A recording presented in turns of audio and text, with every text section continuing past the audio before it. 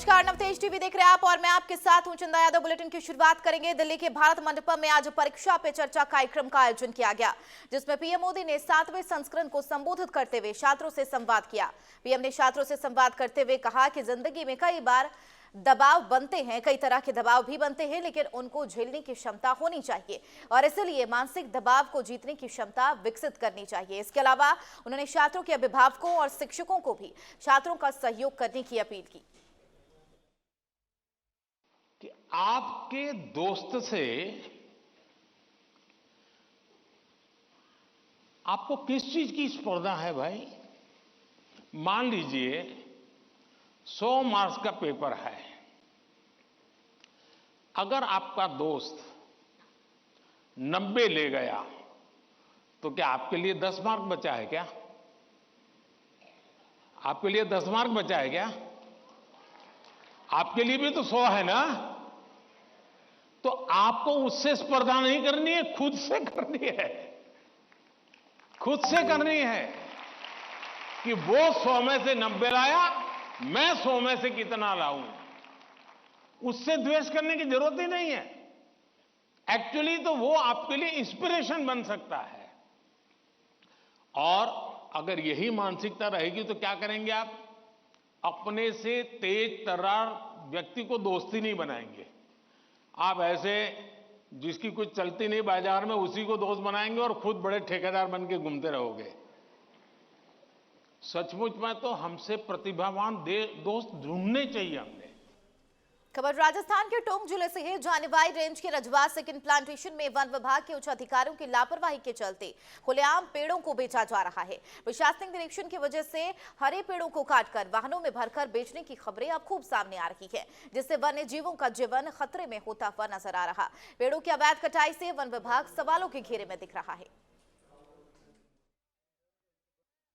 यहाँ पे शाम सुबह काट के लेके जाते हैं। अब जो भी अधिकारी लोग या आते हैं वो दिन में आते हैं, तो दिन में तो कोई और रहता नहीं है यहाँ पे। अब पेड़ तो अभी आपने देखा होगा, अभी पूरा जंगल ही साफ होता जा रहा है धीरे धीरे। रोजाना काट रहे हैं तो रोजाना का अभी कोई गाड़ी में ले जाता है, कोई किस में ले जाता है। कलेक्टर साहब से तो ये कहना चाहेंगे सर कि थोड़ा इन पे थोड़ा ध्यान दिया जाए तो ये पेड़ बच सकते हैं, वरना साफ तो हो ही रहे हैं। प्रशासन चाहे तो कुछ भी हो सकता है, पेड़ बच भी सकते हैं, जंगल रह भी सकता है। देख लो, अगर वृक्ष रहेंगे तो जीवन रहेगा। यहाँ पर आते हुए जाते हुए जो आदमी सुबह से शाम काटते हैं, कोई गाड़ी पे ले जाए, कोई पिकअप में ले जाए, कोई गाड़ी ले जाए, छोटे मोटे पेड़े में काट के ले जाते हैं। सरकार से मैं रुका हमेशा चाहिए मतलब छोटे मोटे अधिकारी आए, बड़े अधिकारी आके नहीं संभालते इसको। खबर भरतपुर से है, जहां जाट आरक्षण को लेकर कई समाज के लोगों और महिलाओं ने ओबीसी आरक्षण की मांग न पूरी होने पर जल्द ही केंद्र में धरना प्रदर्शन किया जाएगा। जाट आरक्षण आंदोलन महापड़ाव का जयचोली में रविवार को 12वें दिन कड़ाके की ठंड के बीच जारी रहा, जहां सैकड़ों की संख्या में महिलाओं ने भी भाग लिया। आरक्षण संघर्ष समिति के संयोजक नेम सिंह प्रधान ने बताया, केंद्र की ओबीसी में आरक्षण की मांग को लेकर 17 जनवरी को महापड़ाव चल रहा है। महापड़ाव को 12 दिन हो चुके हैं। उधर धौलपुर में लोकसभा चुनाव को लेकर जिला कांग्रेस कमेटी की बैठक सर्किट हाउस में आयोजित की गई। बैठक के मुख्य अतिथि करौली धौलपुर लोकसभा क्षेत्र के कोऑर्डिनेटर पूर्व मंत्री ममता भूपेश रखी। इस दौरान पूर्व मंत्री ममता भूपेश ने लोकसभा चुनाव में टिकटों के दावेदार से आवेदन पत्र प्राप्त किए और उन सभी से मुलाकात की। साथ ही साथ करौली धौलपुर लोकसभा सीट पर कांग्रेस के भारी बहुमत के साथ जीतने का दावा भी किया। उन्होंने कहा, कांग्रेस कार्यकर्ताओं में जोश है और आगामी लोकसभा चुनाव में कांग्रेस पार्टी प्रदेश में अच्छा प्रदर्शन करेगी। और इस दौरान उन्होंने बीजेपी पर जमकर निशाना साधा।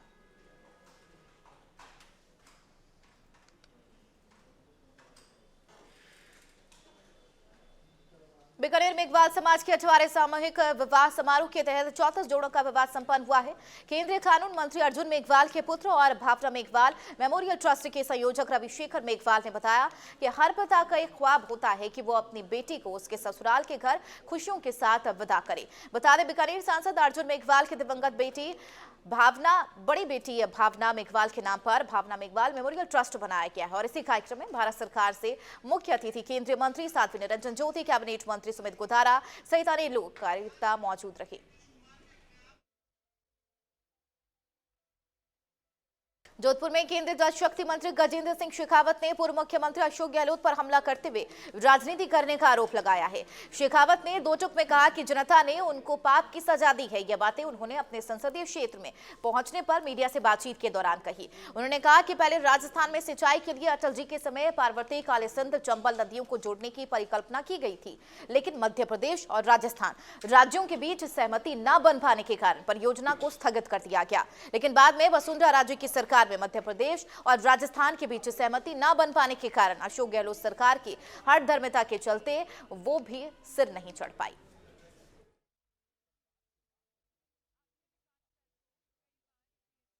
पूर्वी राजस्थान के पेयजल और पूर्वी राजस्थान में सिंचाई के निमित्त स्वर्गीय अटल जी के समय में जिस परियोजना की परिकल्पना की गई थी, पार्वती, कालीसिंध और चंबल नदियों को जोड़ने की, लेकिन दोनों ही राज्यों के बीच सहमति न बन पाने के कारण से वो परियोजना स्थगित कर दिया गया। बाद में वसुंधरा राजे जी की सरकार के समय राजस्थान के इस पूर्वी हिस्से के 13 जिलों में पेयजल और सिंचाई को लेकर के पूर्वी राजस्थान नहर परियोजना की कल्पना की गई। खबर डमका थाना से है, जहां उदयपुर वाटी सीकर स्टेट हाईवे पर दो गैंग आपस में भिड़ गए और मौके पर हवाई फायरिंग करते हुए कार को टक्कर मारकर फरार हो गए, जिसमें पुलिस ने एक को पकड़ लिया है, जिसके लिए 3 थानों के पुलिस ने सर्च अभियान भी शुरू कर दिया है।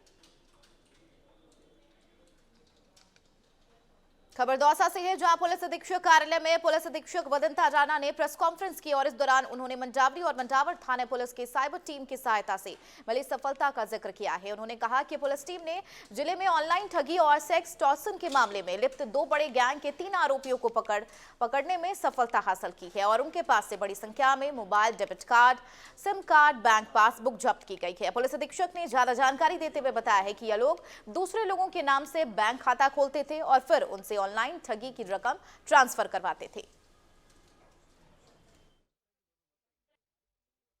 साइबर अपराधियों के खिलाफ एक बड़े स्तर पर अभियान लॉन्च किया, जिसमें दौसा पुलिस ने भी जितने भी संदिग्ध थे उनको टारगेट करने के बाद और उनके खिलाफ कार्रवाई करने की कोशिश की। इसमें हमें 2 बड़ी सफलताएं प्राप्त हुई। उन 2 बड़ी सफलताओं में एक मंडावरी थाना क्षेत्र में 3 लोगों को पकड़ा गया, जिनके पास भारी संख्या में फ़ोन, ATM कार्ड्स, पासबुक्स ये सब हमें मिले।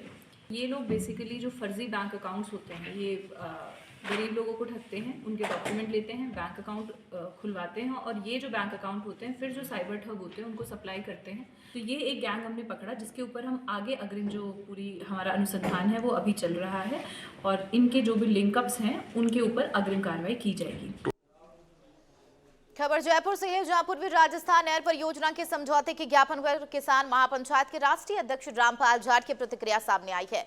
उन्होंने पूर्वी राजस्थान नहर परियोजना का MOU साल 2017 की DPR के मूल स्वरूप को बिगाड़ कर पता चले विलंबित करते हुए राजस्थान को प्राप्त होने वाले पानी की मात्रा को कम करने को राजस्थान के हितों पर कुठारघात बताया है। उन्होंने वो कहा कि डबल इंजन की सरकार बनने के बाद राजस्थान को प्राप्त होने वाले पानी की मात्रा आधी रह जाएगी और इसको धरातल पर उतारने में लेट होगा।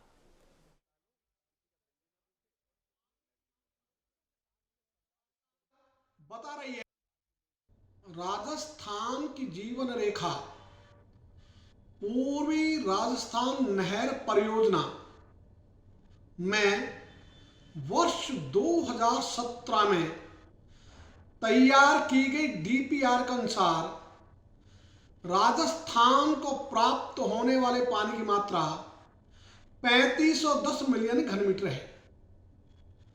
अभी नए MOU के अनुसार पानी की मात्रा सरकार बता रही है 2464 मिलियन घन मीटर। इसमें 689 मिलियन घन मीटर तो पीने के पानी का जो व्यर्थ पानी है उसको जोड़कर बता रहे हैं। वास्तव में तो राजस्थान को प्राप्त होने वाला पानी 1775 मिलियन घन मीटर रहेगा। राजस्थान के 13 जिलों को पीने के लिए भी 2369 मिलियन घन मीटर पानी की आवश्यकता रहेगी। यानी इस पानी से तो पीने के पानी की भी पूर्ति नहीं हो सकेगी।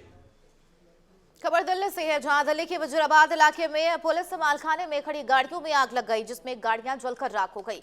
बता दें करीब 200 कारें और 250 टू व्हीलर मालखाने में खड़े थे।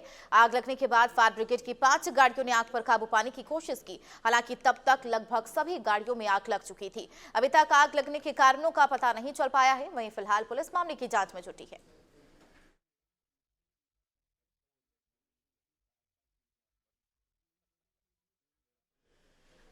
खबर अयोध्या से है, जहां 14 जनवरी से कांग्रेस की शुरू हुई भारत जोड़ो न्याय यात्रा उत्तर प्रदेश पहुंचने वाली है, जिसको लेकर अयोध्या कांग्रेस कमेटी के कार्यकर्ताओं ने मवई में भारत जोड़ो न्याय यात्रा निकाली।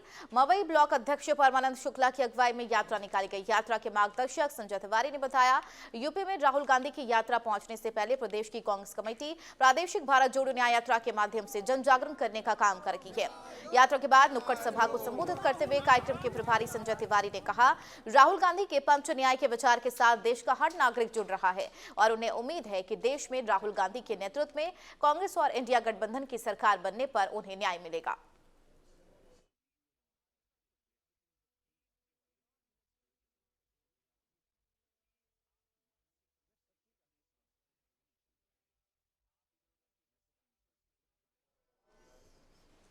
तो वहीं बिहार में नीतीश कुमार एक बार फिर एनडीए के साथ मुख्यमंत्री बनाने के फैसले पर जगत गुरु रामभद्राचार्य ने अपनी प्रतिक्रिया दी है। उन्होंने कहा कि जो कुछ हो रहा अच्छा हो रहा है। नीतीश को वहां सम्मान नहीं मिल रहा था, वह पलटू राम है, अब राम जी के चरणों में पलट गए हैं। रामभद्राचार्य ने जवाब देते हुए कहा कि जब विभीषण राम की शरण में आ सकता है तो नीतीश कुमार क्यों नहीं।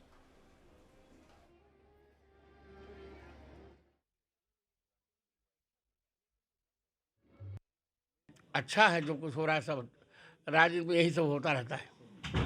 क्योंकि नीतीश को वहाँ सम्मान नहीं मिल रहा था, वो तो पलटू राम ही हैं, तब अब वह सही सही राम जी के साथ राम जी के चरणों में पलट गए। जब रावण का भाई विभीषण राजनीति में राम जी के शरण में आ सकता है तो नीतीश के आने में क्या अंतर पड़ता है। बिल्कुल चिंता मत करिए, हमें काशी भी लेना है, मथुरा भी लेना है। उधर आज विष्णुकांत डीआईजी विजय सिंह बाबू रहे मुख्य अतिथि। Association for security associate Rajasthan द्वारा अपना 6वां स्थापना दिवस मनाया गया, जिसकी अध्यक्षता पूर्व जनरल मंधाता सिंह ने की और मुख्य अतिथि आईजी विष्णुकांत, डीआईजी विजय सिंह बाबू और विशिष्ट अतिथि कमांडेंट नवनीत जोशी, सहाय कमांडेंट रविंद्र सिंह चौहान रहे। महासचिव जितेंद्र सिंह तंवर ने बताया कि 6वें स्थापना दिवस का मुख्य उद्देश्य पारस्परिक स्वास्थ्य प्रतिस्पर्धा एनओसी सिस्टम लागू करना, समाज को बेहतरीन सुरक्षा सेवा मुहैया करवाना है। कार्यक्रम में अध्यक्ष गोपाल सिंह तंवर, मुख्य सलाहकार कैप्टन होशियार सिंह, उपाध्यक्ष पूरन सिंह राठौर आदि उपस्थित रहे। हमारा टारगेट ये होता है कि जो भी सिक्योरिटी एजेंसी हैं वो एक प्लेटफॉर्म पे आएँ और एक प्लेटफॉर्म पे आकर के हमारी जो भी हमारी आपसी प्रॉब्लम है, हम चाहते हैं कि हमारा जो कंपटीशन है वो एक हेल्थी कंपटीशन हो और अच्छे रेट्स मिले, हमारे को गार्ड्स को अच्छी रेट्स मिले और समाज को एक अच्छी सुरक्षा मिले, जिससे पुलिस बल को भी एक सहारा मिले। हमारा टारगेट ये है। हम ये टारगेट लेकर के हम लोग इस एसोसिएशन को हमने गठित किया है और इसी गठन के साथ में हम आज 6वां स्थापना दिवस मना रहे हैं और इसी को हम आगे रखना चाहते हैं। सिक्योरिटी समाज में सिक्योरिटी इंडस्ट्रीज़ को हम बेस्ट रिप्रेजेंट करना चाह रहे हैं सर, ये हमारा मोटो है।